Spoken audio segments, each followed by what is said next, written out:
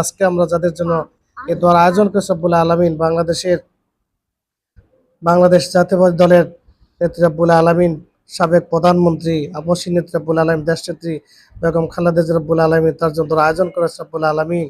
তুমি তার জীবনের সমস্ত গুনাহ খাতাগুলো মাফ করে দাও রব্বুল আলামিন। তাকে তুমি পরিপূর্ণ সুস্থতা নিয়ামত দান করো রব্বুল আলামিন। শাফা কুল্লি আজলা কামেলা দান করো, সেহাতে কুল্লি হায়াতে তৈয়বা দান করো রব্বুল আলামিন। বাংলাদেশের স্বাধীন ভূখণ্ডকে রক্ষার জন্য রব্বুল আলামিন, জাতীয় ঐক্যটাকে যিনি অগ্রণী ভূমিকা রেখেছেন রব্বুল আলামিন, তাকে সুস্থতার সাথে এদেশের মানুষের কল্যাণে কাজ করার তৌফিক দান করো।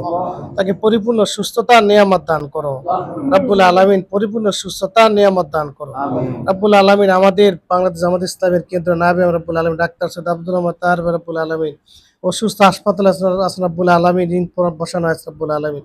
তাকে তুমি পরিপূর্ণ সুস্থতার নিয়ামত দান করো রব্বুল আলামিন। জাতির এই ক্রান্তিকালে রব্বুল আলামিন তাকে সুস্থতার সাথে দ্রুত সুস্থ হয়ে আরোগ্য হয়ে ভূমিকা রাখার তৌফিক দান করো।